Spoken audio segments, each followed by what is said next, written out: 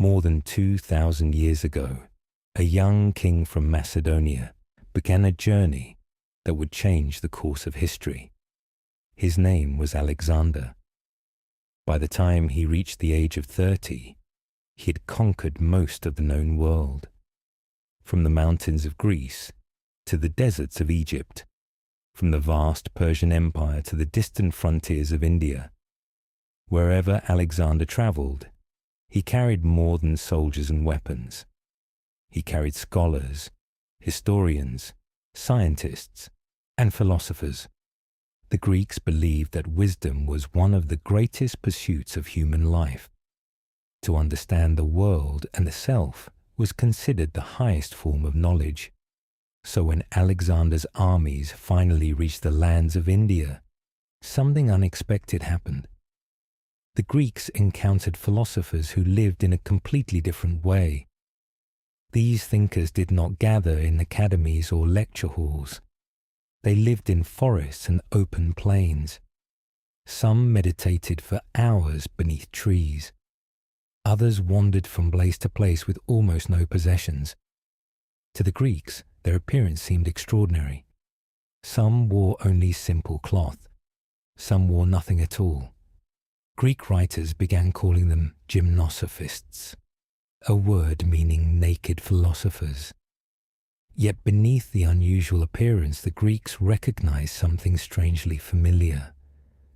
These men were seekers of truth. They asked questions about the nature of life, about suffering, about the mind and the soul. Their debates were not so different from the discussions that had taken place in Athens centuries earlier. Greek historians describe Alexander meeting with several of these philosophers. In one famous story, Alexander questioned them about wisdom and power. One philosopher calmly told him that the greatest power was mastery over oneself. Another explained that a king who conquers the world still cannot escape death. To the Greeks, these encounters were astonishing. They had marched east, expecting new lands and riches. Instead, they had discovered another tradition of thought, another path toward understanding reality. Alexander himself would not remain in India for long, but the door he opened would remain. In the centuries that followed, Greek settlers, merchants, and scholars continued traveling through these lands. Along the trade routes of Central Asia, ideas began to mix and evolve. Greek artistic traditions encountered Buddhist spirituality. Philosophers encountered monks. And in a region known as Gandhara, something unique slowly emerged, a cultural meeting between Greece and Buddhism. Tonight we explore that meeting of worlds, a story that begins with conquest but becomes something far more fascinating. A quiet exchange of philosophy, art, and ideas between two great civilizations, the gymnosophists and the Greek philosophers. Among the many stories told by Greek historians, one group of thinkers stood out above the rest. The Greeks called them the gymnosophists. The word itself was unusual. It meant naked philosophers. To Greek observers, these men appeared strange and mysterious. They lived outside cities. They owned almost nothing. Some wore simple cloth, while others lived without clothing entirely. But what fascinated the Greeks was not their appearance. It was their ideas. These philosophers practiced deep meditation. They spent long periods in silence reflecting on the nature of the mind. They spoke about detaching from desire, about freeing oneself from fear and suffering. Greek observers quickly realized these were not ordinary wanderers. They were respected teachers, seekers of wisdom. One of the most famous stories involves a philosopher known to the Greeks as Gandhara. When Alexander heard of this wise man, he sent messengers inviting him to the royal court. The message promised wealth and honor if the philosopher would come. But Gandhara refused. He reportedly told the messengers that a man who possesses nothing cannot be threatened with losing anything, and a man who has mastered his mind does not fear kings. When Alexander finally heard these words, he is said to have admired the philosopher's courage. To the conqueror of the known world, it was astonishing to meet someone who cared nothing for power. These encounters deeply impressed the Greek writers who travelled with Alexander. They began recording conversations with the gymnosophists. Many of these stories describe philosophical debates, questions about life and death, questions about what it means to live wisely. The Greeks realized that far from the academies of Athens, another philosophical tradition had been developing for centuries, Pyrrho and the seeds of skepticism. Among the people travelling with Alexander was a Greek philosopher named Pyrrho of Elis. Pyrrho was not a soldier. He was a thinker, curious about different cultures and ideas. During the journey into India, Pyrrho encountered the gymnosophists and other spiritual teachers. What he witnessed left a deep impression on him. These philosophers seemed calm in every situation. They were not disturbed by pain or pleasure. They appeared free from anxiety about the future. To Pyrrho, this suggested a powerful insight. Perhaps the human mind suffers because it believes too strongly in its own judgments. Perhaps peace comes from suspending those judgments entirely. When Pyrrho eventually returned to Greece, he developed a philosophy that later became known as skepticism. Skeptic philosophers argued that absolute certainty is impossible. Instead of clinging to rigid beliefs, one should remain open and detached. This attitude would lead to tranquility of the mind. Historians have long debated how much Pyrrho was influenced by the thinkers he met in India, but the similarities are striking. Both traditions emphasized inner calm. Both questioned fixed assumptions about reality, and both believed that freedom comes when the mind stopped clinging to illusions. In this quiet way, philosophical ideas may have begun travelling between civilizations, not through conquest, but through conversation. The rise of the Indo-Greek world. After Alexander died, his vast empire did not remain united. It fragmented into several kingdoms ruled by his generals. Yet the cultural connections he created did not disappear. Greek cities remained scattered across Central Asia and the borders of India. Merchants continued travelling east and west along the trade routes. Soldiers settled in distant provinces. Families formed communities far from Greece. In time, a number of Greek-ruled kingdoms emerged in these regions. Historians call them the Indo-Greek kingdoms. These kingdoms were unlike anything seen before. Greek language and culture mixed with Persian traditions and Indian religions. Coins feature Greek inscriptions on one side and local symbols on the other. Greek rulers governed lands where Buddhism was spreading rapidly. Instead of resisting these traditions, many Indo-Greek rulers embraced them. Some even became patrons of Buddhist monasteries and temples. One of the most famous of these kings was Menander, known in Buddhist tradition as King Milinda. Menander ruled a large kingdom stretching across parts of modern Afghanistan, Pakistan, and northern India. He was known as both a capable ruler and a curious thinker. According to Buddhist texts, he became fascinated by Buddhist philosophy. Eventually, he entered into a famous dialogue with a monk named Nagasena. The Questions of King Milinda. The dialogue between King Menander and the monk Nagasena was later recorded in a text known as the Milinda Panha, or the Questions of King Milinda. The text reads almost like a philosophical conversation from ancient Greece. The king asks challenging questions about the nature of the self, about consciousness, about what continues after death. Nagasena answers patiently using metaphors and careful reasoning. In one famous exchange, the king asks what exactly a person is. If the self exists, then where can it be found? In the body, in the mind, in memory. Nagasena replies with an analogy. He asks the king about his chariot. The chariot is made of wheels, axles, and wooden parts. But none of those parts alone is the chariot. The chariot exists only as a combination of parts working together. In the same way, the self is not a fixed object. It is a collection of changing elements, thoughts, sensations, perceptions, and experiences. The king listens carefully, and eventually he acknowledges the wisdom of the explanation.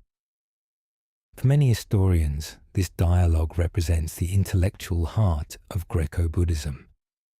A Greek king asking philosophical questions in a style that echoes the debates of Socrates.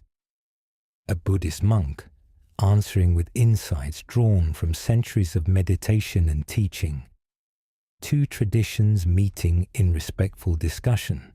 The first images of the Buddha. For many centuries after the Buddha's lifetime, artists avoided portraying him directly in human form. Instead, they used symbols to represent his presence. A pair of footprints carved in stone, a wheel representing the teaching of the Dharma, an empty throne beneath the Bodhi tree, where enlightenment had taken place. These symbols were powerful reminders of the Buddha's teachings without focusing on his physical appearance. But in the region of Gandhara, something began to change. Greek artistic traditions placed great importance on the human figure. Greek sculptors studied anatomy carefully. They believed the human body could express harmony, beauty, and balance. When these techniques reached Buddhist communities, artists began experimenting with a new idea. What if the Buddha could be represented as a serene human teacher, a calm guide for humanity? The earliest statues created in Gandhara show a figure seated peacefully with crossed legs and a gentle expression.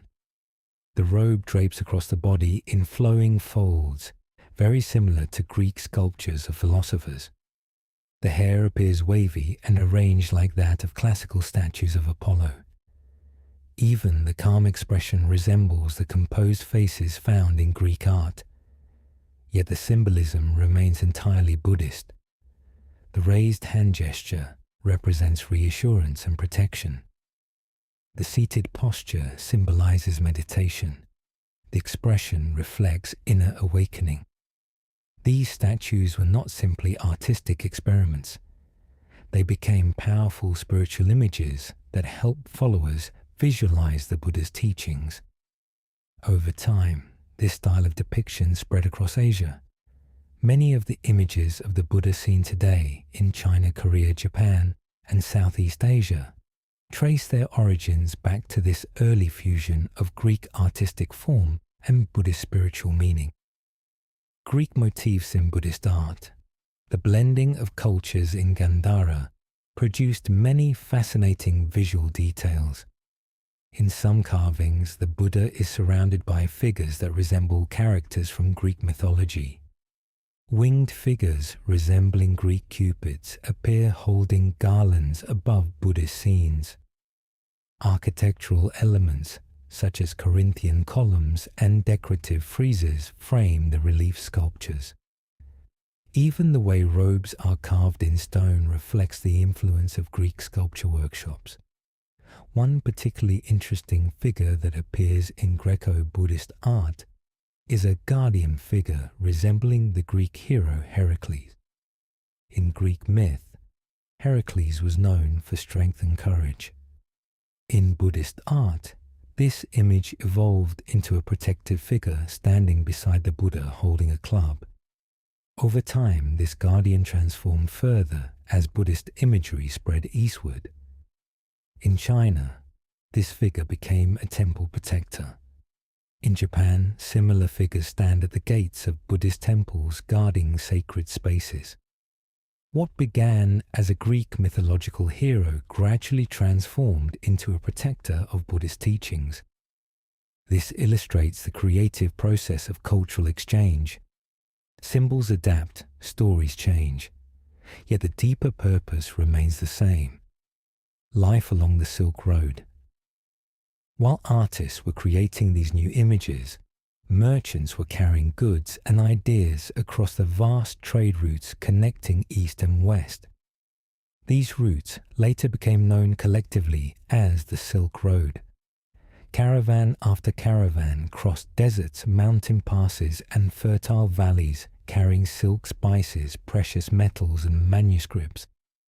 Monks often traveled along the same paths as merchants. They carried Buddhist teachings from monastery to monastery across Central Asia. In the cities that grew along these routes, cultures blended naturally. Greek languages could be heard alongside Persian, Indian, and local dialects. Markets displayed goods from distant lands. Philosophical conversations took place between travelers who had grown up in completely different traditions. A merchant from Alexandria might encounter a Buddhist monk from northern India. A Central Asian scholar might study Greek astronomy alongside Indian philosophy. In these exchanges, knowledge flowed slowly but steadily across continents. The Silk Road was not only a network of trade routes, it was a network of ideas, the spread of Buddhism toward the East. As Buddhism traveled along the Silk Road, it encountered new cultures and languages. Greco-Buddhist artistic styles often traveled with the teachings themselves.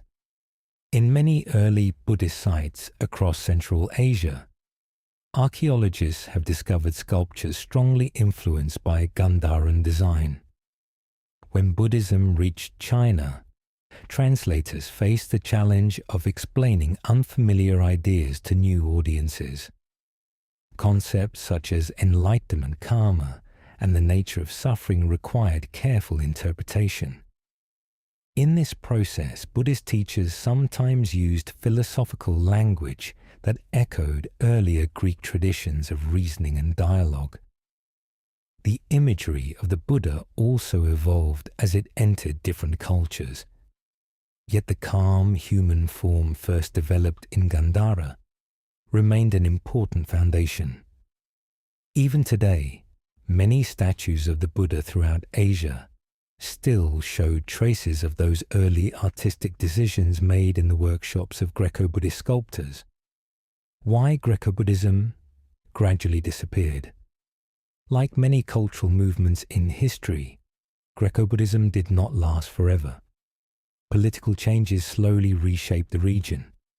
New empires rose in Central Asia. Trade routes shifted. Greek communities gradually blended into the surrounding cultures. As centuries passed, the distinct identity of the Indo-Greek kingdoms faded. Yet the cultural exchange they had created did not vanish. Instead, it became absorbed into broader Buddhist traditions and artistic practices across Asia. Gandharan sculptures continued inspiring artists for generations. Philosophical discussions recorded in texts like the Milinda Panha continued to be studied by monks and scholars. The meeting between Greece and Buddhism had left its mark on history, the legacy of Greco-Buddhism. Today, the story of Greco-Buddhism reminds us that civilizations are never completely isolated. Ideas travel quietly across borders. Artistic traditions inspire unexpected creations. Philosophical conversations can bridge cultures separated by thousands of miles. When Greek explorers and philosophers encountered the spiritual traditions of India, they discovered something familiar beneath the surface differences. a shared curiosity about life, a desire to understand the mind, a search for wisdom beyond material power. In Gandhara, these shared pursuits produced a remarkable cultural fusion. A Buddha carved with the grace of Greek sculpture, a king debating philosophy with a monk, a guardian figure inspired by Greek myth protecting Buddhist temples. These images and stories show that human creativity often flourishes most when cultures meet, rather than remain apart. Closing reflection. A quiet meeting of wisdom. History often focuses on battles and conquests, yet some of the most important changes happen through quieter encounters. A philosopher listening to a monk, a sculptor experimenting with new forms, a traveler carrying ideas across distant roads. Greco-Buddhism was one of those quiet encounters. It began with the march of Alexander's armies across Asia. But what followed was not merely conquest, it was conversation. Dialogue between civilizations that had developed separately for centuries. In those conversations, art evolved, philosophy expanded, and new perspectives emerged. The meeting between Greek thought and Buddhist spirituality reminds us that wisdom does not belong to one culture alone. It grows through exchanged reflection and curiosity. Somewhere long ago, in a workshop in Gandhara, a sculptor carved the calm face of the Buddha, using techniques learned from Greek masters. In that moment, two worlds met in stone, and the result still speaks to us today. A gentle reminder that human understanding grows when we listen to one another across the boundaries of culture and time.